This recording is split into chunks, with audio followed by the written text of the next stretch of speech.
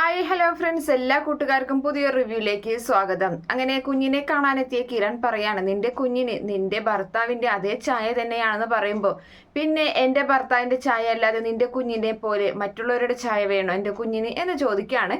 അപ്പൊ ആ സമയത്ത് ചാരി പറയുന്നുണ്ട്, മോളെ ഒന്ന് വെറുതെ ഇരിക്കും, എന്തൊക്കെ ഈ പറയണത് എന്ന് ചോദിക്കുമ്പോൾ, അവള് പറയട്ടെ ആന്റി, അവള് പറയട്ടെ, അവൾക്ക് എന്തായാലും ഇതൊക്കെ ഒരു ദിവസം തിരിച്ചടിയായിരിക്കും. അവളിങ്ങനെയൊക്കെ പറഞ്ഞതിനൊരു ദിവസം എന്തായാലും അവൾ വിഷമിക്കും എന്നിങ്ങനെ കിരൺ പറയാണ്. അതിനുശേഷം ഞാൻ പോവാണ് എന്നും പറഞ്ഞ് അവൻ അവിടെയൊന്നും കിരൺ അവിടെയൊന്നും പോവുകയാണ്. അപ്പൊ ആ സമയത്ത് ശാരിയോടായിട്ട് സരയു ചോദിക്കാണ്, എന്തിനമ്മേ ഇവനെയൊക്കെ ഇങ്ങോട്ട് കടത്തിവിടുന്നത് എന്ന് ചോദിക്കുമ്പോൾ, ഞാൻ കടത്തിവിട്ടതല്ല, അവൻ പറഞ്ഞത് കേട്ടില്ലേ, ആ താരയെ ഇവിടെ അഡ്മിറ്റ് ചെയ്തിട്ടുണ്ട്, അവളെ കാണാൻ വേണ്ടി വന്നപ്പോൾ കയറിയതാണെന്ന് പറഞ്ഞില്ലേ എന്ന് ചോദിക്കാണ് ശാരി. അപ്പൊ ആ സമയത്ത് മോൾ എന്തായാലും ടെൻഷൻ അടിക്കേണ്ട, മോൾ എന്തിനാ ഇങ്ങനെ പ്രഷർ കയറ്റണം, മോൾ ഇനി സമാധാനമായിട്ട് ഒരുത്തിൽ കിടന്ന് എന്ന് പറയാണ്.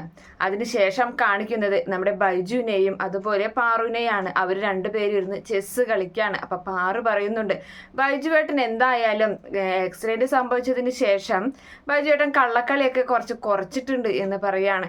ഞാനൊന്നും കള്ളക്കളി എടുക്കാറില്ല, നീയാണ് എടുക്കാറ് എന്ന് പറയുന്നുണ്ട്. അപ്പോൾ ഒവ്വ എന്ന് പാറു പറയാണ്. ആ സമയത്ത് പുറത്ത് കല്യാണിയും കിരണും കാറിൽ വരുമ്പോൾ ഹോണൊക്കെ കേൾക്കുമ്പോൾ, അതെ അളിയനും കല്യാണിയും വന്നല്ലോ എന്നിങ്ങനെ പറഞ്ഞിട്ട് ബൈജു എഴുന്നേൽക്കാൻ നോക്കുമ്പോൾ അപ്പോഴേക്കും കല്യാണിയും കിരൺ അകത്തേക്ക് വന്നിട്ടുണ്ടാവും. ബൈജുവിനെ പതുക്കെ എന്നും പറഞ്ഞ് കിരൺ താങ്ങി പിടിക്കുന്നുണ്ട്, എഴുന്നേൽപ്പിക്കുകയാണ് പതുക്കനെ.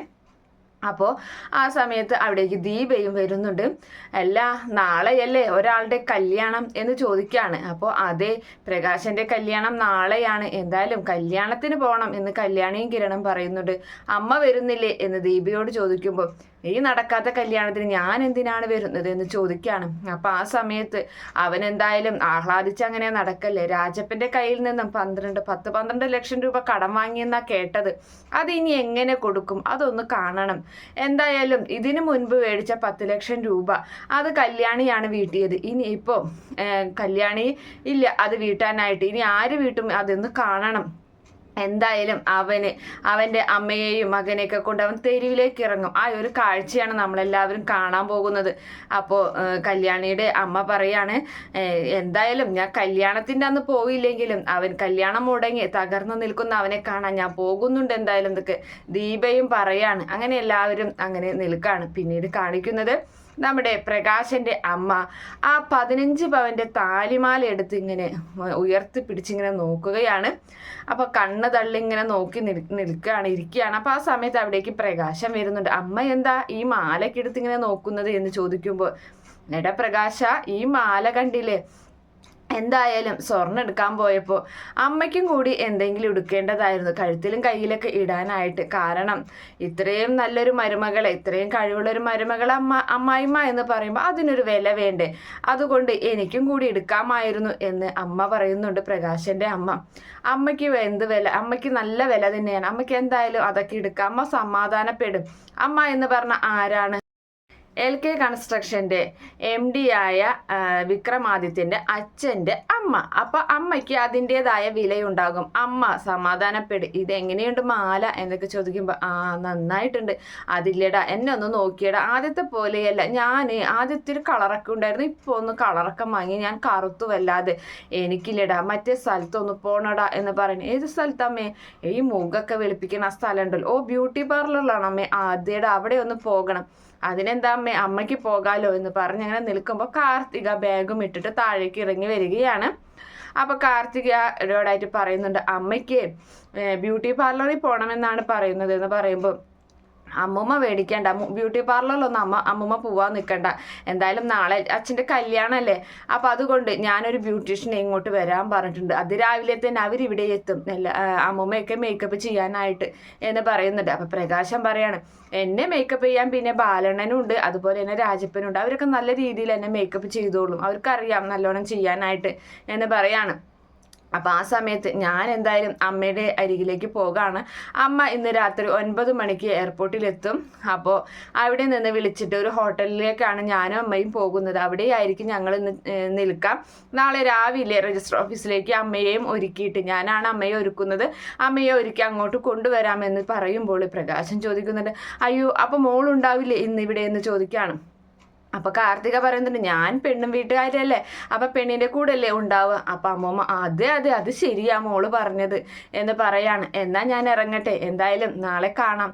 അപ്പൊ പറയുന്നുണ്ട്, അല്ല മോളെ, മോൾ അവിടെ ചെന്നിട്ട് എനിക്ക് അമ്മയുടെ ഒന്ന് ഫോൺ കൊടുക്കണം, അത് സംസാരിപ്പിക്കണം കേട്ടോ എന്ന് പറയുമ്പോൾ അത് ചെയ്യാം, അത് ഞാൻ ചെയ്യിച്ചോളാം എന്ന് പറയാണ്. അല്ല ഒന്ന് പറ്റിയെങ്കിൽ ഒരു വീഡിയോ കോൾ ചെയ്യാൻ പറ്റുമെന്നുണ്ടെങ്കിൽ എന്ന് പറയുമ്പോൾ കാർത്തിക പറയണം, എന്തിനാ അച്ഛാ, നാളെ അല്ലേ കല്യാണം, നാളെ അച്ഛന് കണ്ടൂടെ എന്ന് പറയാണ്. അപ്പൊ ആ സമയത്ത് അതെല്ലാം അപ്പൊ അമ്മമ്മ എടുത്തഴിക്ക് പറയുന്നുണ്ട്, പ്രകാശനെ അവൻ ആക്രാന്താണ് കാണാതെയായിട്ട് എന്ന് പറയുമ്പോൾ അമ്മേ ഒന്ന് മിണ്ടാതിരുന്നേ എന്ന് പറയുന്നുണ്ട് പ്രകാശൻ. അപ്പൊ ആ സമയം നമ്മുടെ കാർത്തിക പറയാണ്, എന്തായാലും നാളെ കാണാം, ഇനിയിപ്പോൾ ഇത്രയായില്ലേ, അപ്പോൾ നാളെ കല്യാണ മണ്ഡപത്തിലേക്ക്, അതായത് രജിസ്റ്റർ ഓഫീസിലേക്ക് വരുമ്പോൾ കാണാം. അപ്പം ഭക്ഷണമൊക്കെ ഇങ്ങനെയാണ് ഓർഡർ ചെയ്തിട്ടുള്ളതെന്നൊക്കെ പിന്നെ ഇങ്ങനെ വലിയ വലിമതിൽ ഇങ്ങനെ പറയണം. എന്നാൽ ഞാൻ ഇറങ്ങട്ടെ എന്നും പറഞ്ഞ് കാർത്തിക അവിടെ നിന്ന് ഇറങ്ങുകയാണ്. അങ്ങനെ അവൾ അവിടെ നിന്നും പോയതിനു ശേഷം പിന്നീട് അവൾ പോകുന്നത് നേരെ അമ്മയ്ക്കരികിലേക്കാണ്. അപ്പോൾ നമ്മുടെ അമ്മ അവിടെ ഇങ്ങനെ ഇരിക്കുകയാണ്. അപ്പോൾ ആ സമയത്ത് നോക്കിയേ, ഞാൻ അമ്മയെ എയർപോർട്ടിൽ നിന്ന് വിളിക്കുമെന്നും പറഞ്ഞിട്ടാണ് അവിടെ നിന്ന് ഇറങ്ങിയത്. മോൾ എന്തായാലും വന്നത് നന്നായി, കുറേ നാളായി മോളുടെ കൂടെ രാത്രി ഉറങ്ങിയിട്ട്, അതുകൊണ്ട് ഇന്ന് എന്തായാലും നമുക്ക് അമ്മയ്ക്കും മോൾക്കും ഇവിടെ ഉറങ്ങാലോ എന്ന്, കെട്ടിപ്പിടിച്ചിട്ടെങ്കിലും ഉറങ്ങാലോ എന്നിങ്ങനെ പറയാണ് കേട്ടോ. അപ്പോൾ ആ സമയത്ത് അതെന്തായാലും എന്താണ് അമ്മയുടെ പരിപാടി, നാളെ എന്താണ് അമ്മ തീരുമാനിച്ചിട്ടുള്ളത് എന്ന് ചോദിക്കുമ്പോൾ അതൊക്കെ പറയാം മോളെ, മോളൊന്ന് സമാധാനപ്പെട്, അവൻ ഒരുങ്ങി നല്ല സെറ്റപ്പിൽ വരട്ടെ എന്ന് പറയുന്നു. ഇന്നെന്തായാലും അവിടെ പാർട്ടിയൊക്കെ ഉണ്ടായിരിക്കും. ആ രാജപ്പൻ്റെ കയ്യിൽ നിന്ന് 10-12 ലക്ഷം കടം വാങ്ങിയിട്ടുണ്ടല്ലോ, പിന്നെ ആ ബാലണ്ണനും ഉണ്ടായിരിക്കും. ബാലൻ എനിക്കറിയാം, അവൻ ഒരു ദിവസം എനിക്ക് സൈറ്റ് കാണിക്കാൻ വേണ്ടി വന്നതല്ലേ, അപ്പോൾ അതെ അവനും ഉണ്ടായിരിക്കും. അവരൊക്കെ ചേർന്ന് നല്ലൊരു പാർട്ടി നടക്കും അവിടെ എന്ന് പറയാണ്. പാർട്ടിയൊക്കെ നടക്കട്ടെ, അവൻ എല്ലാ രീതിയിലും ആഘോഷിക്കട്ടെ, അതിനുശേഷമാണ് എൻ്റെ പരിപാടി തുടങ്ങാൻ പോകുന്നത്.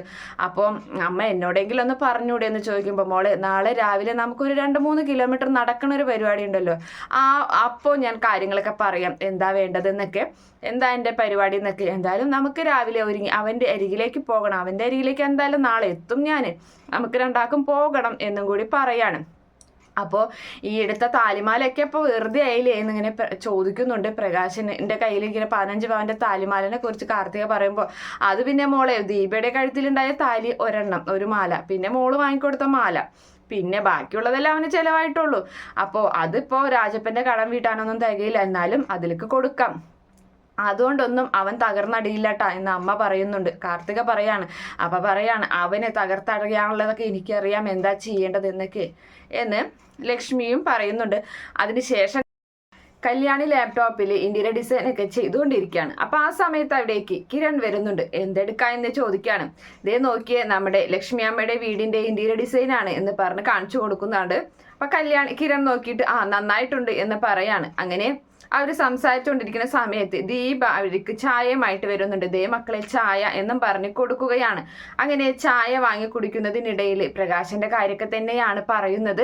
അപ്പോൾ ആ നടക്കാത്ത കല്യാണമല്ലേ എന്നിങ്ങനെ പറഞ്ഞു നിൽക്കുന്ന സമയത്ത് ദീപയുടെ ഫോൺ ബെല്ലടിക്കുകയാണ്. അപ്പോൾ കിരൺ പറയുന്നുണ്ട്, ദേ അമ്മയുടെ ഫോണല്ലേ ഇറങ്ങുന്നേ എന്ന് ചോദിക്കുമ്പോൾ ആ ഫോൺ എടുത്ത് നോക്കിയിട്ട് അത് അയാളാണ് പ്രകാശൻ എന്ന് ദീപ പറയുമ്പോൾ അയാളെന്തിനും ഇങ്ങോട്ട് വിളിക്കുന്നു എന്ന് കല്യാണം ചോദിക്കുന്നുണ്ട്. ആവോ മോളെ, എന്തായാലും അമ്മ എടുത്ത് സ്പീക്കറിലിട് എന്ന് പറയുമ്പോൾ ദീപ ഫോൺ എടുത്ത് സ്പീക്കറിലിടാണ്. എടി ഇത് ഞാനാടി എന്ന് പറയാണ്. നിങ്ങൾക്ക് എന്താ കാര്യം? അതെ, നാളെയാണ് എൻ്റെ കല്യാണം, അത് നീ മറക്കണ്ട എന്ന് പറയാൻ വേണ്ടി വിളിച്ചതാണ്. നാളെ നല്ല ഭക്ഷണമൊക്കെ ഇട്ട് വന്ന് ഞണ്ണിട്ട് പൊക്കോടി എന്നും പറയാണ്.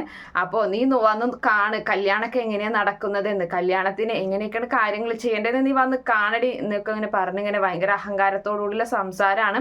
അപ്പോൾ ആ സമയത്ത് പ്രകാശൻ പറയുന്നുണ്ട്, പിന്നെ ഞാൻ മറ്റൊരു കാര്യം കൂടി പറയാനാണ് നിന്നെ വിളിച്ചത്.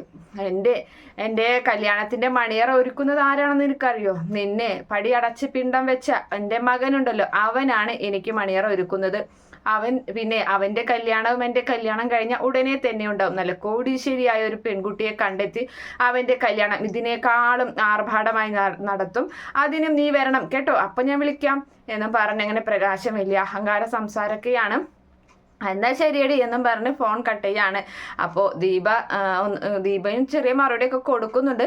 അതിനുശേഷം പറയാണ് കല്യാണിയും കിരണും അവളുടെ അഹങ്കാരത്തിന് ഒരു കുറവില്ല എന്ന് പറയുമ്പോൾ അത് നാളത്തോടുകൂടി തീരും. എന്തായാലും അമ്മയെ എത്ര ദ്രോഹിച്ചതാണ് അയാള് അന്ന് സോണിയുടെ വീട്ടിൽ നിന്ന് നിങ്ങൾ ഇറങ്ങിയപ്പോൾ വഴിയരികിൽ വെച്ചിട്ട് അമ്മയെ ഉപേക്ഷിച്ച് അമ്മയെ അയാൾ കൂട്ടിയില്ല.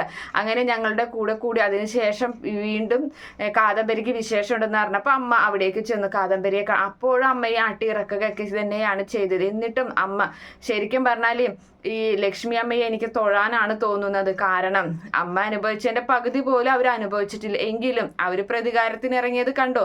അങ്ങനെയാണ് വേണ്ടത്. അമ്മ ഇതുവരെ അയാൾക്കെതിരെ ഒന്നും ചെയ്തിട്ടുമില്ല, അയാൾക്കെതിരെ ഒന്നും പ്രവർത്തിച്ചിട്ടുമില്ല എന്നൊക്കെ ഇങ്ങനെ പറയാണ്.